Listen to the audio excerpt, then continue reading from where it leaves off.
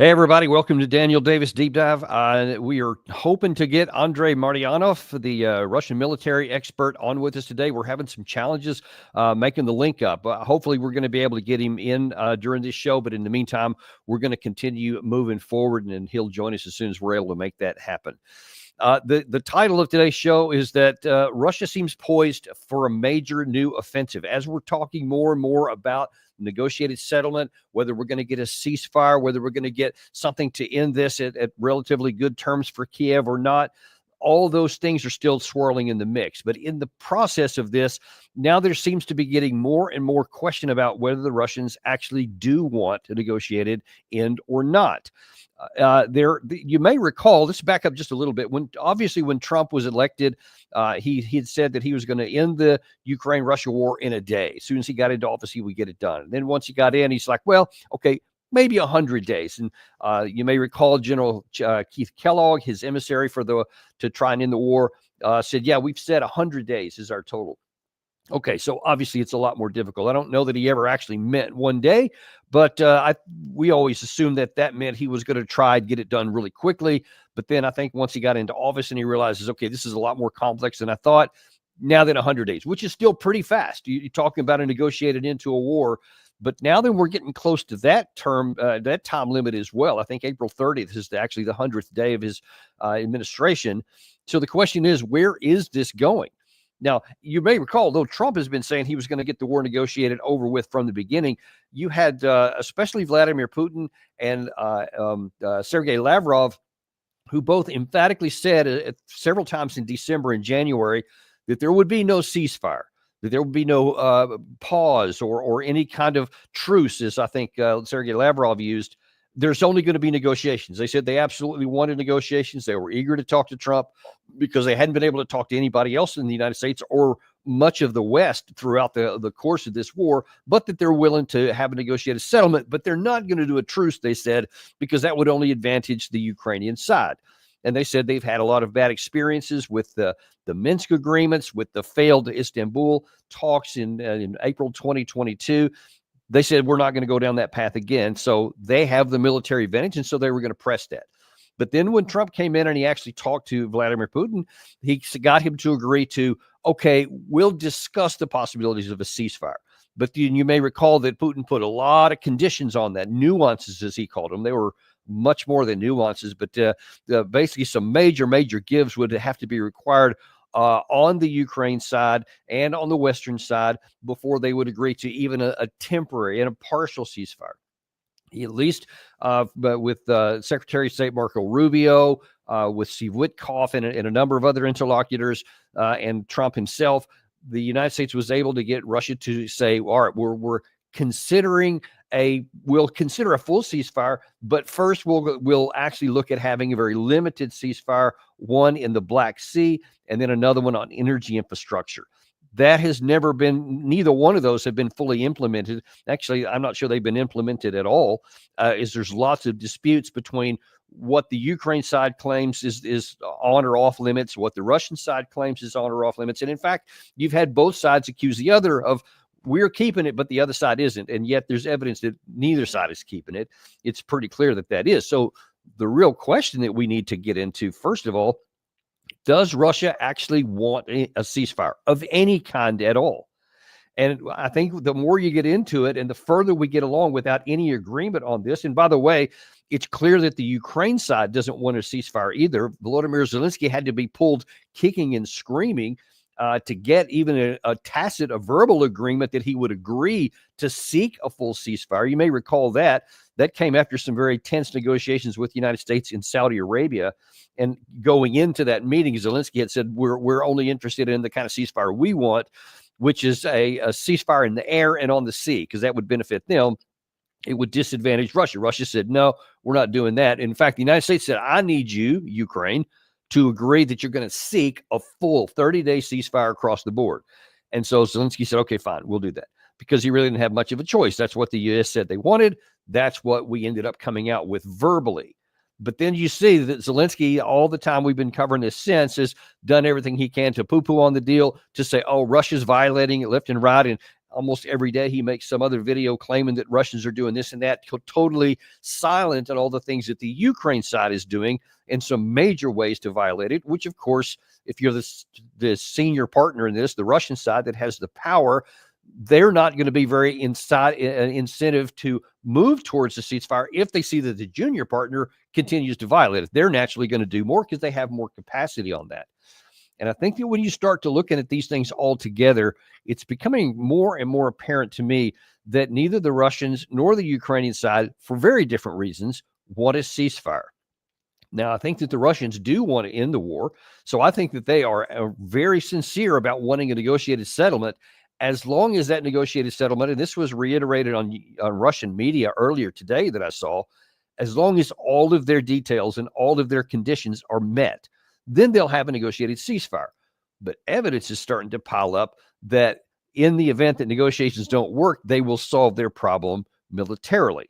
Now, on Saturday, Secretary of State Rubio was asked questions concerning the Russia-Ukraine war, and he was asked specifically about the issue of the ceasefire and where that was going. But toward the end of this soundbite that we're going to show here, he also talks about what could come next. Ultimately, this is a war. Right now, things are going to be blowing up in Ukraine and inside of Russia because there's still a war going on. That's what we're trying to end. Okay, if we have a true ceasefire, which is what we wanted, a complete ceasefire, nothing should be blowing up. But the Russians didn't agree to that. They wanted a partial. And then obviously when you get into these partials, that's one of the reasons why we didn't push for a partial. We'll take it because it's better than nothing. But one of the reasons why we didn't push for a partial, because there's always disputes about what are you hitting and what you're not hitting. But in the end, this is still a war. And we want it to stop. The fact that religious sites are being hit, or energy sites are being hit, or civilian sites are being hit, that's why war is a bad thing. And that's why the president wants to end it. As far as them conducting another campaign, well, then that'll be a very clear sign, right? If all of a sudden we wake up tomorrow and the Russians are launching a massive offensive, then I think that's a pretty clear sign they're not interested in peace. Okay, if you wake up and there's a massive offensive, yeah, that's a pretty good indicator. I don't think that was just a rhetorical statement. I don't think he was just saying, well, obviously, if this happens, then they're not.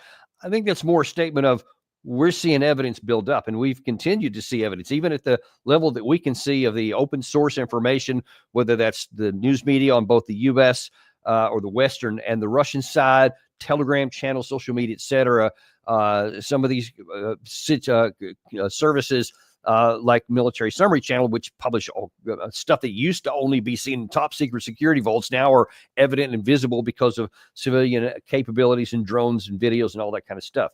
Lots of evidence are that there is a buildup of the Russian forces. And the fact that Russia is not at all interested in trying to hurry things along, they're not in a rush, because they, I think, are still to the point that there's not as much to gain negotiations as there is in the military realm. Things seem to continue to be moving in that direction.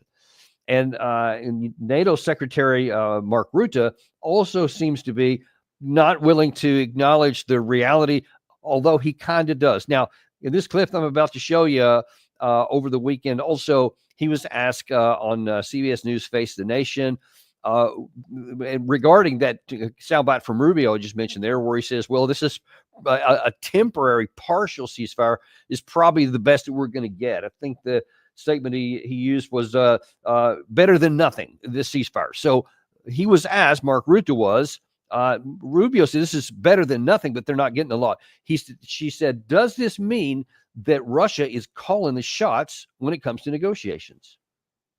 No, I'm not, because I spoke with Mark Rubio. I'm in regular contact with the other members of the American administration.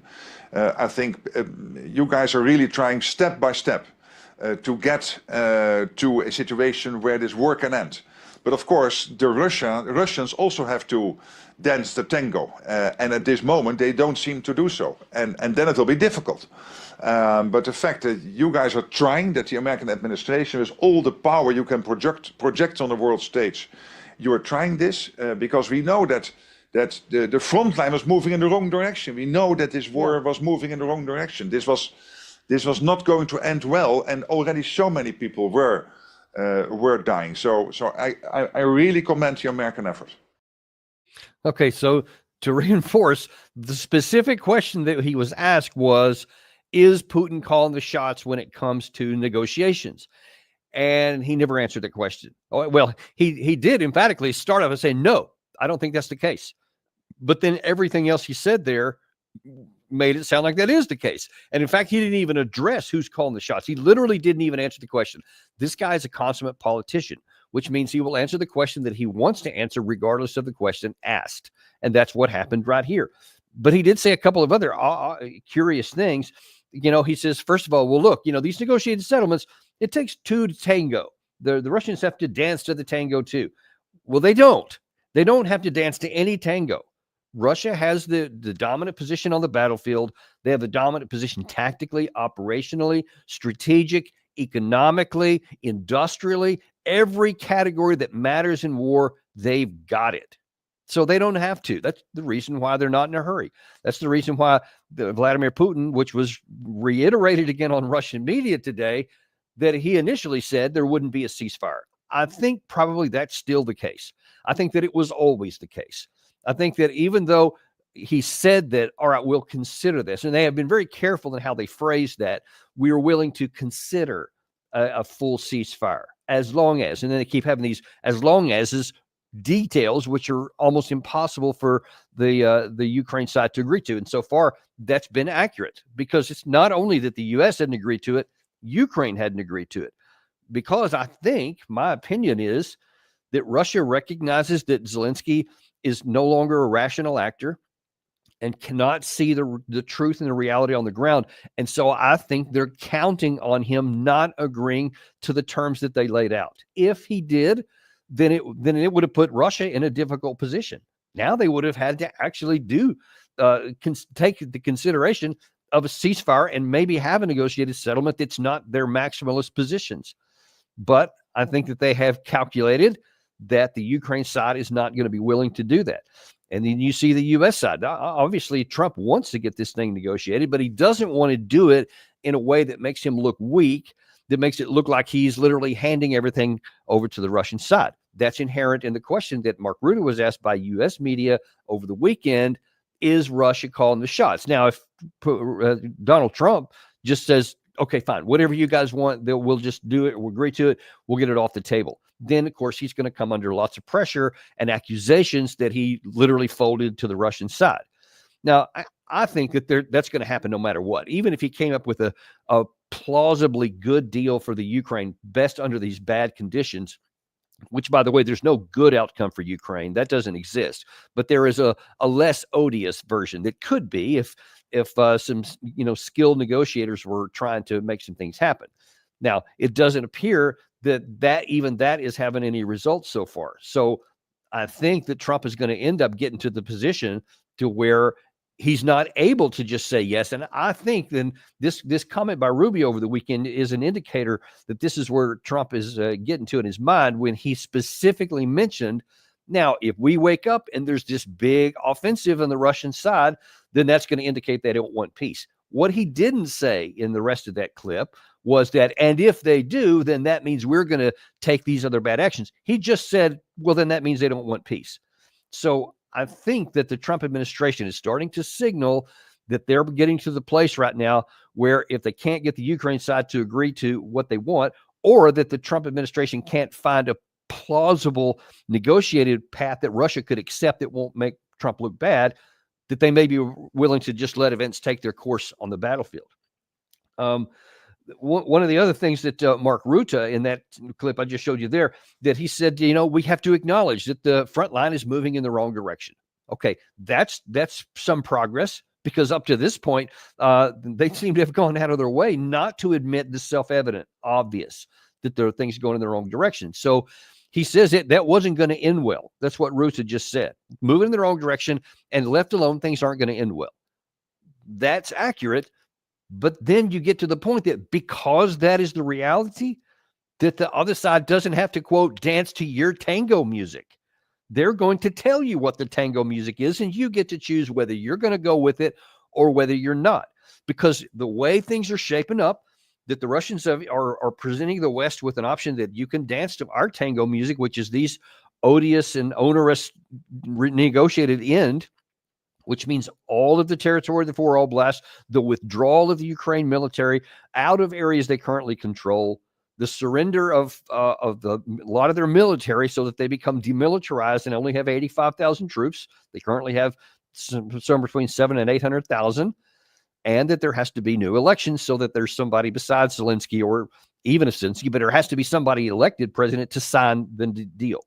All of that takes a lot of time and is a tremendously difficult thing for anyone in the West or Ukraine to actually agree to, which seems to, again, get back to the point that it looks to me like the Russians are preparing and planning to do exactly what Rubio said and launch a large offensive. A lot of evidence supports that potential, not the least of which is the U.S. Intelligence community and its annual threat assessment, which about a week and a half ago came out and said that even though the Russian President Putin will be unable to achieve the total victory he envisioned when initiating the large-scale invasion in February 2022, Russia retains momentum as a grinding war of attrition plays to Russia's military advantages. This grinding war of attrition will lead to a gradual but steady erosion of Kyiv's position on the battlefield, regardless of any U.S. or allied attempts to impose new and greater cost on Moscow. Now, the last part of that makes the first part a little odd when you say there that Russia retains the momentum as a grinding war of attrition plays to Russia's advantages, but then you start by saying, even though Russian President Putin will be unable to achieve his total victory. Look, that I'm not. I guess they put that sentence in there to try to soften the blow, because everything else that followed that matches what we've been telling you on this channel throughout the entire war. All the advantages are on the Russian side, and by the definition of what they wrote there and the remainder of it, they're going to be able to eventually grind down the Ukraine side, even if there is no big arrow offensive. If they continue on there, and they could go on for years this way. The Russian side could. They're not under any time constraints. They can continue going on short, but they may at some point come in with something even bigger. Now, I see on the bottom of the screen there, we have Andrei Martyanov back on the screen here. We're really grateful that we got that worked out, because we're getting into part of this show that I really want your expertise on here. So, well, I was ready for noon Seattle times, which is 3 p.m. And then I see that thing and like, okay. So whoops. Well, I'm sorry we got our wires crossed on that, but in any case, I'm glad you're able to join us here. Sure, because, my pleasure. One of the things we've been talking about up to this point in the episode so far is that while the Russian side says that they're willing to talk about some negotiated settlement as long as all these terms are met, their actions on the battlefield make it look more like they don't expect that to work, and that they're preparing for large-scale operations. Now, as this annual threat assessment from the U.S. Intelligence Agency I just put up on the screen there a second ago, we concede that Russia retains the momentum of a grinding war of attrition. It plays to Russia's advantages. So the question that I have, that a lot of people have, is Russia actually preparing to win this on the battlefield, or are they still thinking that they can get it through negotiations? Well, it's both, honestly. Hello? Yeah. So yeah. Okay. Yeah, it's both. As your friend Douglas McGregor correctly nailed it, Russians do not want to rule Ukraine. They do things which, they primarily annihilate whatever is left of the armed forces of Ukraine. And then after that, the military victory has been already achieved. It's just the matter of the, how to put it, it's arrangement, as I call it, arrangement phase. Is just how you arrange things. For example, many people ask all the time, oh, what about Odessa and Nikolaev? Hey, if it's not given up through the diplomatic means and the means of negotiations, for example, like they have a very high level of autonomy on the new arrangement, whatever will be left of Ukraine, which eventually means down the road they will be voting to, for independence and eventually joining Russia. That's one of the tracks, essentially, of negotiations. If not, Russians can go there and do it by military means. So in this case, it's just teeter-totter in a sense, what we do militarily on the battlefield, how it affects our position, not position, the position is clear, how it affects the dynamics of the negotiations, because they can do, I use this phrase, and I'm sorry that I'm using this phrase, Russian diplomats are two best in the world in pulling the cat by the gonads. This is what Russian diplomacy exists for: to go out and engage into this never-ending discussion, and then, of course, getting the call from Moscow saying, okay, yeah, we have this thing, just give them this information, and that obviously changes the mood and the dynamics. In terms of military, in the end, the main political objective of this war is to remove the regime in Kyiv, which is essentially, well, it's a puppet of NATO, and it is, well, neo-Nazi one. And there's additional information coming out, and some from comments from the Russian side, others from examples. What we see apparently building up on the Russian side of the lines here. First of all, I want to go to something that Vladimir Putin said. I think it was a couple of weeks ago, sometime in March, where he's kind of made a bit of a startling statement.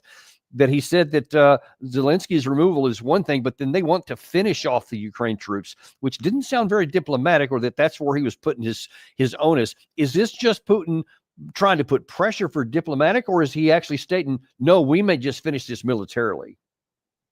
No, he means it. To finish off whatever Ukrainian armed forces are today, whatever iteration of them are. And it's not diplomatic, or Putin never says anything just because he wants to say. He, apart from being a high-level intelligence person, and then don't forget, he was also director of FSB, and he was in the Foreign Intelligence Service for many years. He is a lawyer. He is very prudent at what he says and how he frames things. That is why when you listen to his speech, he's unlike me. He's pretty slow, because he knows every word he says will be immediately interpreted in some way. And so he tries to express himself as prudently as possible. No, the question is, yes, absolutely. The purely military objective is to finish off armed forces of Ukraine. As such, they shouldn't exist. And this is what happens every day right now. This is their military objective. And as I already stated, the first-hand knowledge that Russian armed forces were told 2025 is still the year of the combat. After that, we go into the purely political settlements and whatever will be decided during these negotiations. And but no, it's and the question here, I know I said it many times, and it sounds horrible, and I know it sounds horrible, but this is essentially of removing the sperm from which the new Ukrainian, so to speak, nation, if you want, will respond again, because many people do not understand the mood in Russia, and overwhelming majority of Russian people. They do not want to have anything in common with Ukraine and Ukrainians. That is why, for example, again, one of the huge executive orders Putin signed 2 weeks ago, and it was applauded across whole of Russian society, is the fact of the changing of the status of the Ukrainian refugees on Russian territory. And people understand, by allowing many of them, you essentially importing their sleeper cells. And we already have the proof of it. We already have the instances of the terrorist acts, of all kinds of things. And then suddenly he signs this order that those who are not registered and those who are not, especially those of the young people who are not registered for the service, get out of the country. That is why those famous Sheremetyevo checkpoint right now, Sheremetyevo airport, they have people who are staying there for days, and Russian border guards do not allow them in the country. And one of the most popular thing in Ukrainian society today is to remove every single social network. Phrases, comments, and things like that, which say, "Oh, kill those Russians, kill Russian children," and things like that. So they clear their phones all the time. So they go to Sheremetyevo and present usually the phone, smartphone, which of course is required to be shown, and it's empty. And by the way, which is essentially what indication that it was already cleaned from something which is, of course, very hostile to Russia and Russian people. And this is what happened. This is huge. And in this case, it projects itself to the battlefield. Can Russians go to Kyiv right now? They can. Why? So that's the whole point. Russians do not want to govern Ukraine. They want their government there, which will be essential. We know it's going to be the puppet government.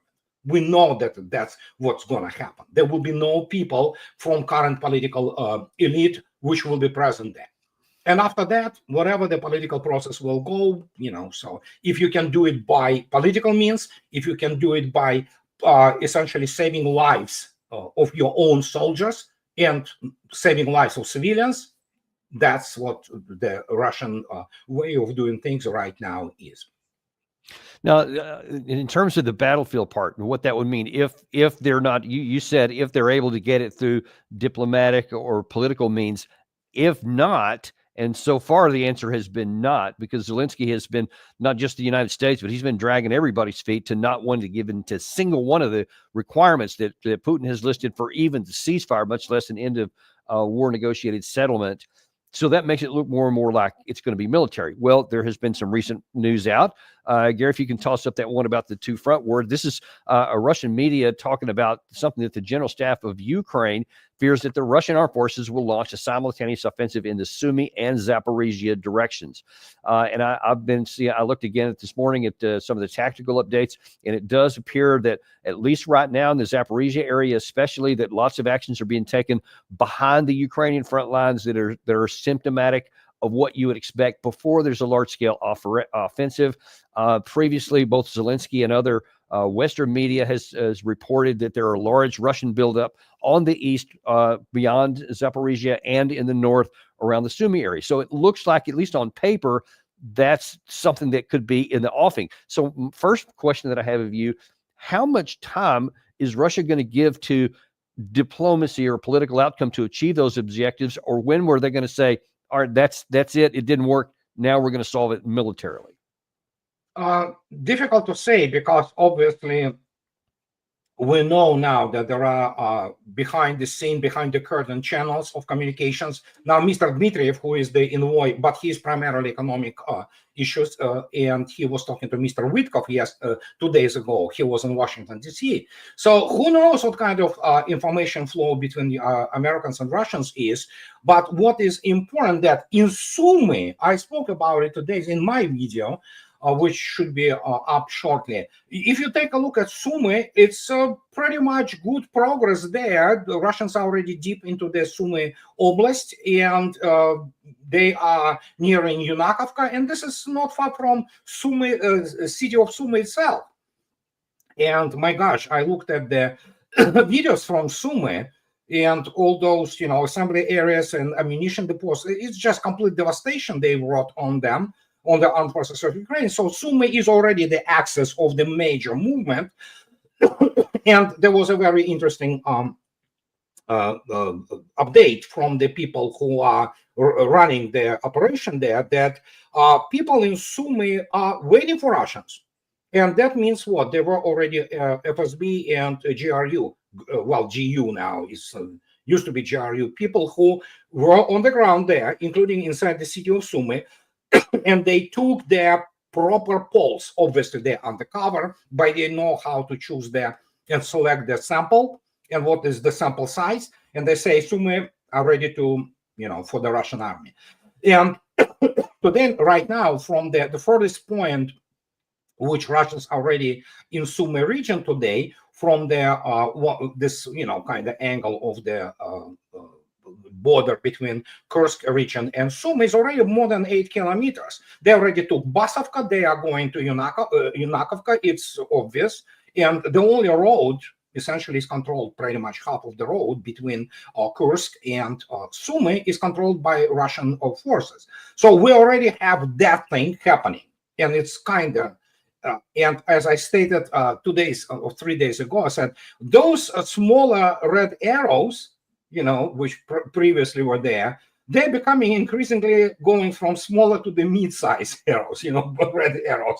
So can they, so Sumy we already know, Sumy are happening, and how, whatever the dynamics will be, we might see the even major thrust. Not that it's not major, but it could be, so to speak, amplified many times over. Per Zaporizhia, there is, it's not only Zaporizhia, it's in Dnepropetrovsk. The Russian DRGs, diversionary recon groups, are operating already on the right bank of Dnieper since like a couple months ago. So something is brewing there. Can they do is in Zaporozhye?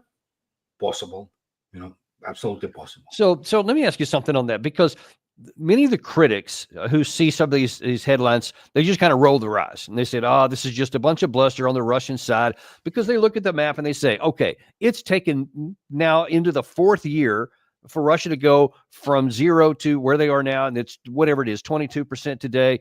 They look in the Pokrovsk area. They said they made a lot of progress through much of the end of 2024, but now then they're just, in fact, the Ukraine side did a couple of counterattacks and took back some of the area, which has now been recaptured. But overall, the progress hasn't been big. And so now that when they hear that Russia may conquer the rest, and when they hear Odessa or Kharkiv or possibly even push up to Kyiv, people say there's no way they can do that. In fact, one of the viewers on our channel here, Gary, if you can put that one up there, actually asked this earlier in the show here, which I think is a good question. He said, a Russian from Luhansk who served in the U.S. Army and has connections to the Russian command has said that Russia was afraid of a big aero offensive up until now. How do you answer all those critics who say that Russia has taken 3 years to go here, and it would probably take another 3 years to go even to the Dnieper River? Wars are not fought for capturing territory. Capturing territory comes as the consequence of the wars. And that's what many people do not understand, and I constantly try to stress. Russians are not there to conquer all of Ukraine. They do not want to govern Ukraine. It just happens so that it is done for purely political purposes, and purely military purpose is to annihilate whatever is left of the Ukrainian armed forces. They are throwing this into the Russian meat grinder. Russians are gladly obliging. Some people still do not understand that their territory itself, while important under some circumstances, when you, for example, judge strategic offensive operations, which are its merely indication of their progress under current specific circumstances. Russian main political and military objective, military objective, let's put it this way, what general staff thinks about, and this is how Mr. Gerasimov goes to Mr. Putin and Security Council, Mr. Gerasimov being chief of general staff, it is about killing. You have to kill Ukrainian armed forces. And that's what Russians were doing very successfully with a tremendous, deadly efficiency. But people who obviously do not have military background, who think that everything has to be, those big offensive, red arrows and things like that. The question is, okay, Russians take Kharkov, for example. Did anybody count what it will be to take the almost 2 million population city, very hostile, what it will result in? Many people will not be able to answer this question. I can tell you one thing: you will have to have the grouping of between 250 to 300,000 people just to get, to take Kharkov. Can Russians do that? Yeah. Will they do it? No. Why? Apart from the fact that you are taking the city, which is tremendously anti-Russian, and so you take the Kharkov. What are you going to do after that? Oh yeah, there's a garrison duties. Okay, how many people you need to garrison duties? My experience from Baku and what was happening there in end of 1980s, which was essentially a battlefield there, you need to have a couple divisions at least, apart from the local garrison, to have any kind of control of the city. Why would Russians do this now? They will not. They will continue to obliterate, trying to suck out the remnants of those reserves which they have. And we have indications of that. People do not look attentively at the critical operational and tactical data. You have 18-year-olds now on the front lines. Fact is, they caught one who was 14 years old. And now you have a whole formations on the level of company, which are women. So, and this people say, oh, yeah, let's go there. No, you sit there. Well, Russians do not sit, they still move.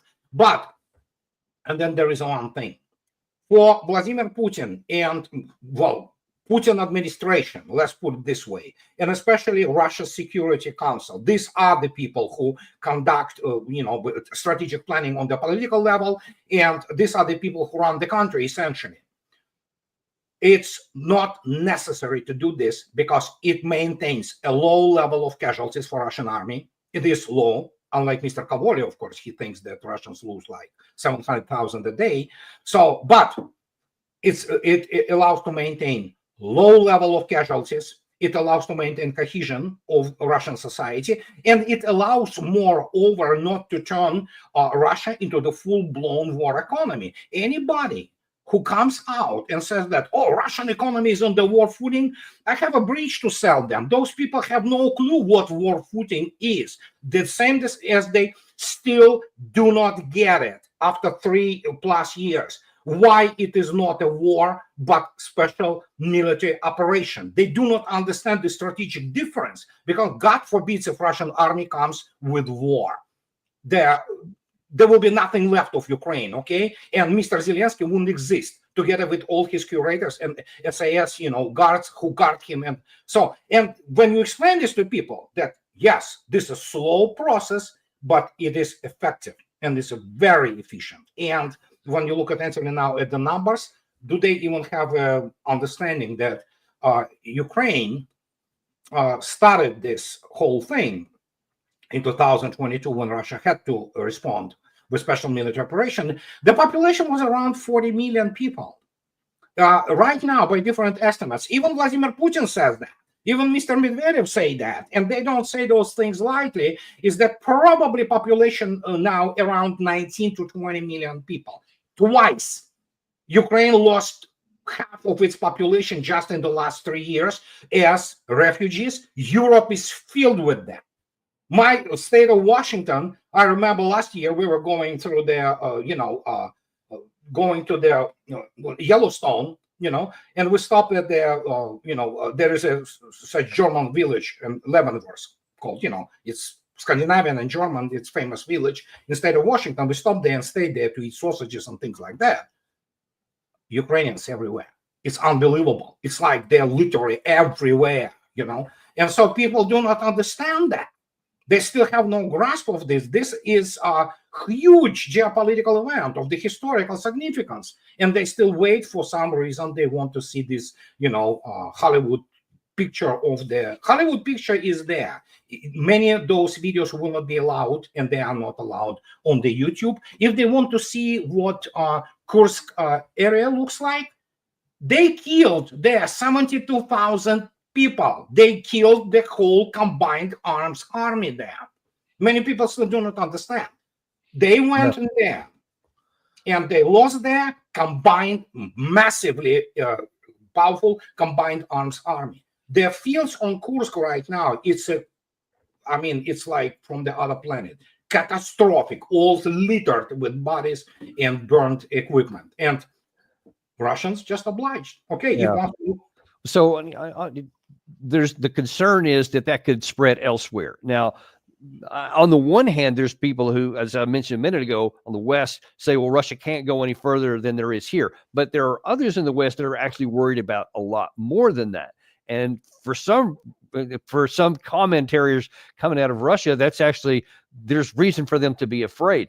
But I'm going to ask you a couple of questions here. But first of all, I want to look at this from the Estonians, because there are some worries that Russia could go into Estonia. Here's a report looking at the people in Estonia with some little interesting demographics that some people in the West are not aware of. In Narva, several shelters have been set up in public buildings. If the sirens sound, the residents know where to take refuge. Everything is prepared. Estonia's new defense plan includes bunkers, anti-tank mines, and trenches along the 300-kilometer border with Russia. The aim is to stop or slow down the enemy in the event of an attack before the arrival of Allied forces. The Narva River is all that separates these two countries. Estonia on the right, Russia on the left. If Vladimir Putin decides to attack a European country, it could be here in Narva, where 95% of its population is Russian-speaking. After the fall of the Soviet Union, they could choose their passports and are able to travel freely into Russia. The border remains open but well guarded. Some of the residents aren't afraid to share where they stand. I live in Estonia, and I'm a citizen of the Russian Federation. Until 1991, we really lived without any borders, and everyone was happy.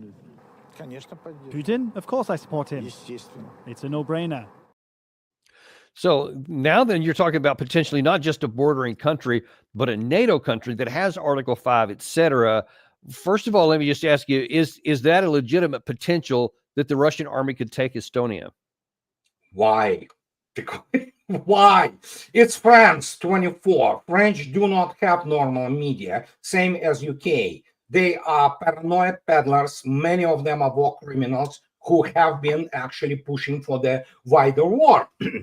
And so this idiotic idea, first this Suwalki Gap, this paranoia about Kaliningrad Oblast and things like that. Don't peddle paranoia. Everything will be fine. Why would Russians want to take these freeloaders, which Estonia is? It is a complete country, which if you look attentively at the demographics of those Baltic countries, you can look it up. It's very easy. It's a catastrophe. They lost half of the population, which simply died out or moved out. This is who they are. They are economic basket case, and the only thing they can sell to their masters, both in Brussels and Washington, is, this paranoia. French are being French. They hate Russian guts, so they spread this BS, the same as we talk about Washington Post or establishment media in the United States. Those people pushed for this war. And now when they begin to lose, what did they sell? They constantly sell paranoia. Russians are not interested in Estonia. Russians are interested in normal functioning of the state borders like, it used to be. I mean, just go through a little bit of the registration, a regular checkpoint, and you go through both ways. These idiots took it upon themselves. Scratch Estonian, you will have the Nazi collaborator, including SS formations, punitive formations. Estonia collaborated very much. They love their SS marches in Estonia, Latvia, in Lithuania. So, and they are now removing all monuments of the Red Army, and they don't call it liberation. Okay, that's fine. Why would the Russians want these people? They do not understand. I'll give you an example. There is this professor. She's teaching strategy, whatever that is, in U.S. Naval War College. Sarah Payne. I listened to her. She has no clue about Russia. She is absolutely clueless. Well, she's clueless on the military affairs too, because she has a degree in whatever, so. And when she talks to people and she spreads like, Putin's Russia is just dying out. Why doesn't he use those money which he uses on the special military operation to fix the roads? And my question to this in this case, when was the last time she was in Russia? I don't know. It's probably 20 years ago. She doesn't understand Russia has a highway system. Well, I mean, doesn't mean that Russians don't have bad roads, but she has no clue what Russia has become in the last 25 years. And these are the people who teach, for example, U.S. Officer Corps in the U.S. Naval War College. And you listen to this, it's just, good Lord, what alternative universe they live in. Same goes for those Baltic states. They are not needed. It means what? If Russia, what many people do not understand, Russians, in terms of standard living, they beginning to live better than most of the European countries. Those people have no clue. And then they go to Russia and they have this cognitive dissonance because they have to really live with this thing because they cannot believe what they're seeing. And they think that Russia is still stuck in 1990s. Right. Yeah. And of course, you had Tucker Carlson, who famously went out there and showed a bunch of the stuff and talked about it. I've talked to Larry Johnson, who just came back from Russia not long ago, who tells the same kind of a story. So there's a lot of, and then in their minds. Yeah, they kind of get into, they get on the highway, drive from Moscow to Kazan, and everybody, it's only Moscow. It's only St. Petersburg. No, it's most Russian cities like that. Yeah. And They cannot grasp this. So let me ask you this though. So that's you're saying, why would Russia want to go into the Baltics? Militarily, I can see why they wouldn't need to, because the military, the combined total military capacity of the entire Balkans is like a few combat battalions with no experience or threat. So there's no real military threat there. Maybe not the same case for some of the other NATO countries to the west. And there has been on the Russian media actually quite a lot of pretty brash talk. I may be saying his name wrong. Solovyov Live, I think. Yes. Oh, God. Yes. Okay. Well, let's watch this. Europe has always supported war. We didn't realize it in 2014. The Americans weren't directly participating in negotiations, but we didn't see that. In fact, this was a proxy war by the Americans. The Europeans were just waiting for their moment, and now it has come. They dream of a war with us. When Macron arrogantly says he doesn't need Russia's permission, that Ukraine, supposedly sovereign state, can request troop deployments, I say go ahead. Deploy wherever you want. We will kill you all. We will kill you all. Just like we killed everyone who come to the land of Kursk and didn't manage to escape or surrender. We will kill you all. If necessary, we will enter Paris. So obviously that's feeding a lot of the paranoia in the West. What do you say to that? Well, I mean, he technically is not incorrect. I don't like Mr. Solovyov. I would never go on his show. I knew they were trying to get around me at some point of time, but but he is. If you remove the Paris part, why the hell Russians want to go to Paris? It's like it's a crappy city now. It stinks with the urine. It's filled with the filth and crime. But the point is why. But other than that, sure, Mr. Macron changed already itself. Russians have now the new sport and bets. How many times Macron will change his position on the so-called peacekeepers? He changed it 18 times so far. So we go, then we don't go. So we go, then we don't go. And everybody knows it's a complete bluff. Militarily, as conventional forces, France is pathetic. It's not military power. And so they talk a lot. But Solovyov was responding to this emotionally, but actually he quoted by far more important and much more interesting and well-educated person as Mr. Tolstoy, who is the member of State Duma. Mr. Tolstoy being grandson of Leo Tolstoy, who wrote War and Peace.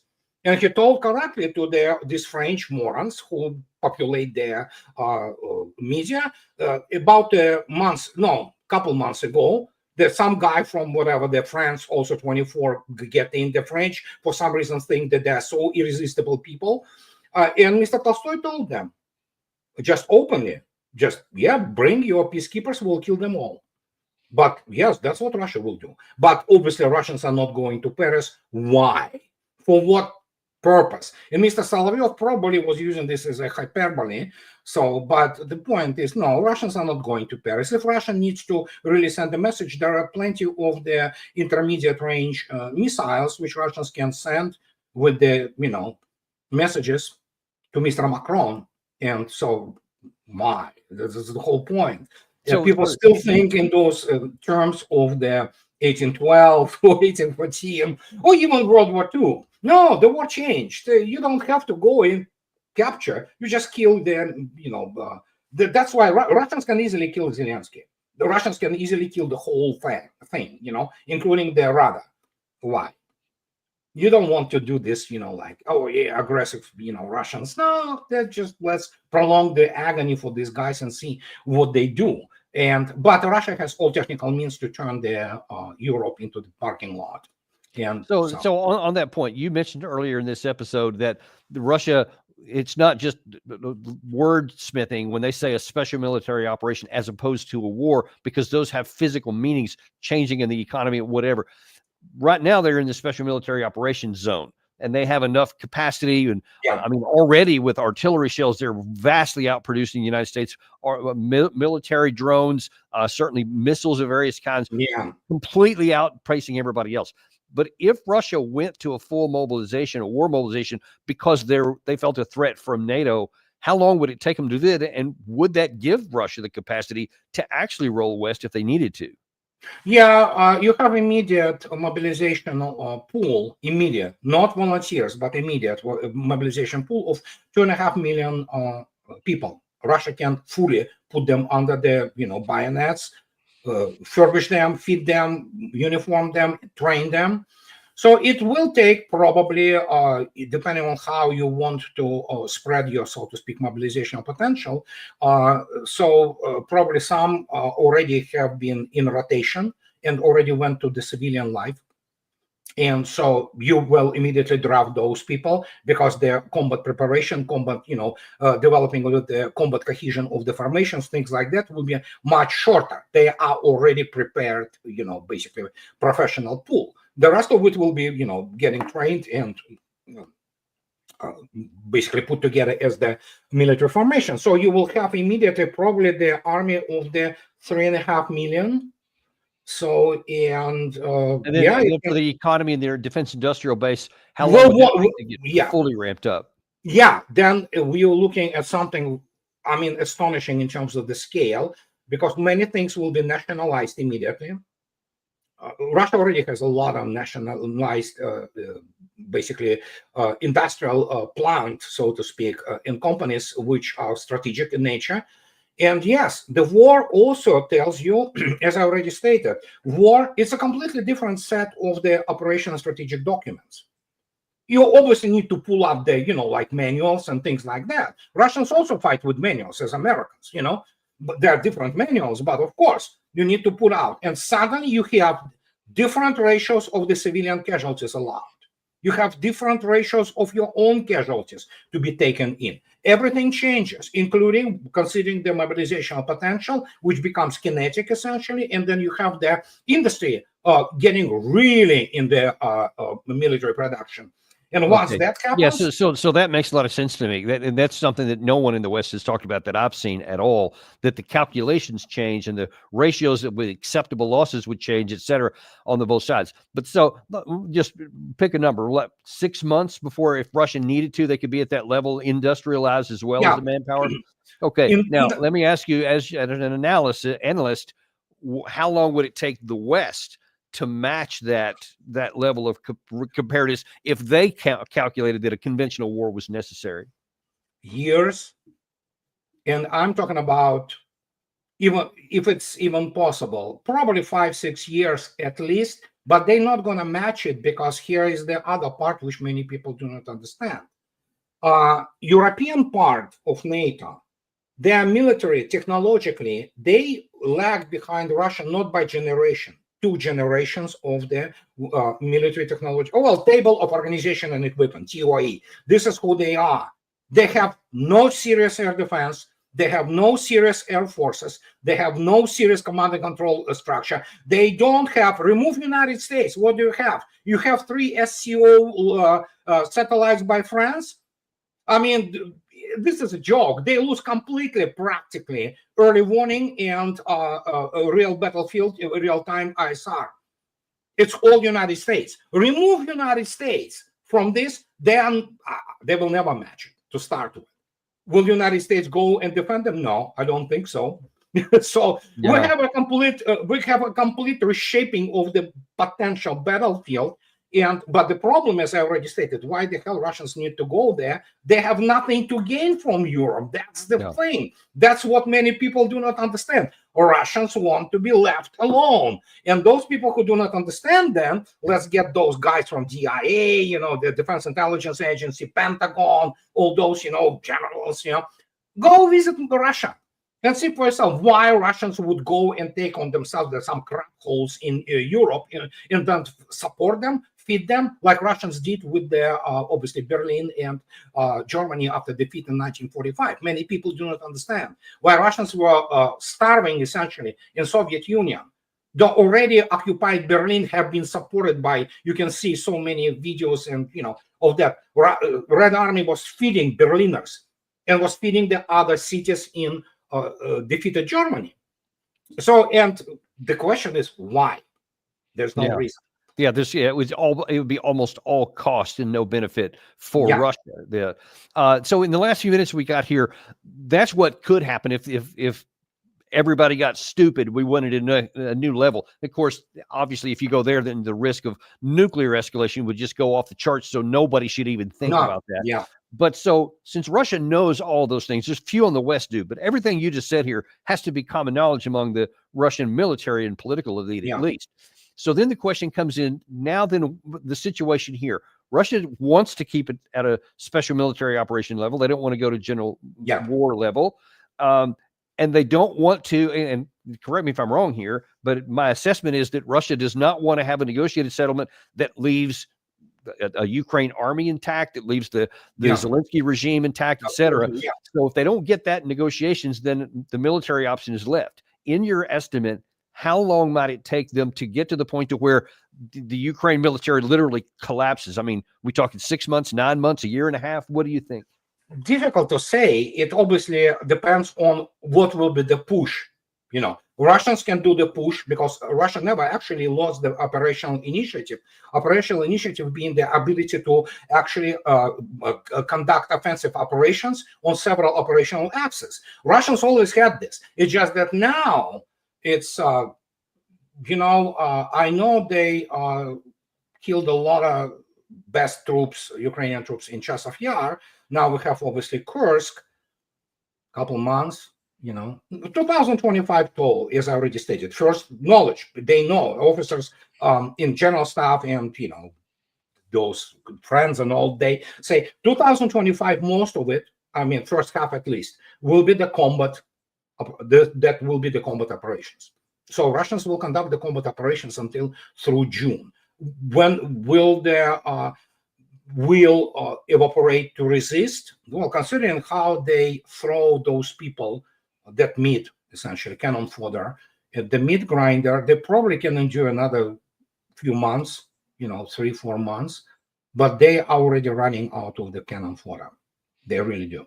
Yeah, and it's just in one hand is a testimony to the Ukrainian bravery, but it's also a perverse bravery because they're continuing to fight when the war is clearly already decided. It's definitely going to be a Ukraine loss. The only question is how bad will it be? And it could get a lot worse. And part of me just does not understand why they would continue to fight when it is clear it's lost. They are forced now, essentially.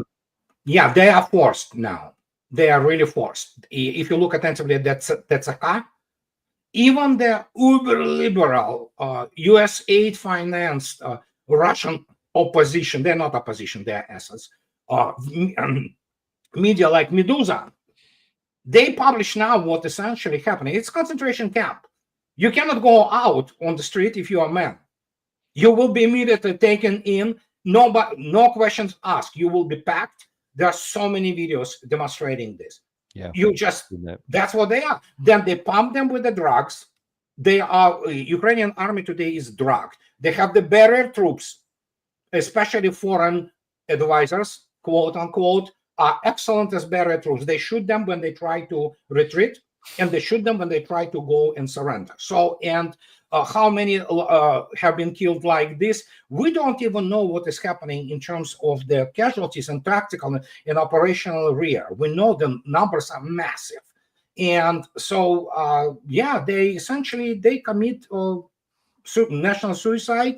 And Russia said, okay, if you want to, we will oblige, we will. It's really terrible situation from a humanitarian perspective. From humanitarian point of view, absolutely. Nobody enjoys that.